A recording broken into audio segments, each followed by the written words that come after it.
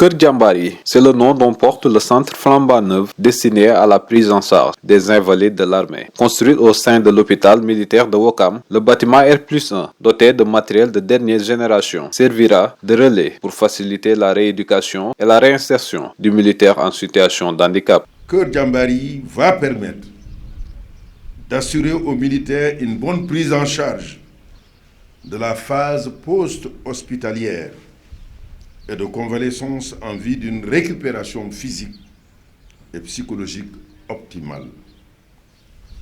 Vous conviendrez donc avec moi que ce centre vient à son heure, car il contribuera à renforcer le sentiment de dignité de nos camarades à un moment de leur existence caractérisé par une grande vulnérabilité.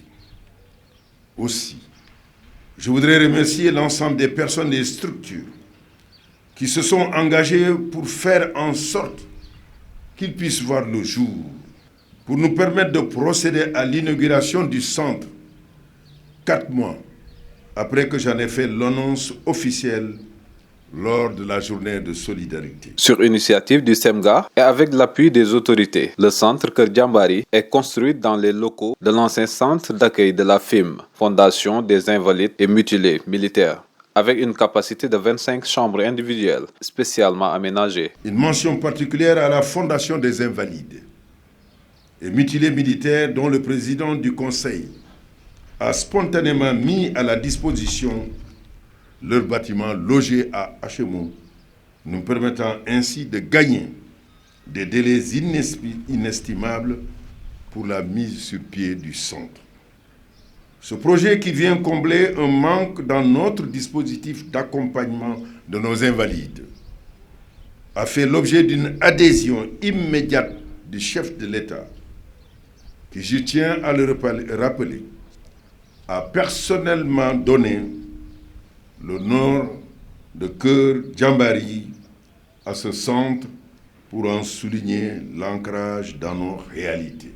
La FIM s'engage ainsi à participer à la bonne marche du centre. Dès sa création, la Fondation a inscrit à bonne place son plan d'action, la prise en charge sanitaire des invalides en complément de l'action d'État. Cet engagement se traduit par notre participation, souvent une approche systémique, au relèvement continu du plateau technique de l'hôpital militaire de Ouakam.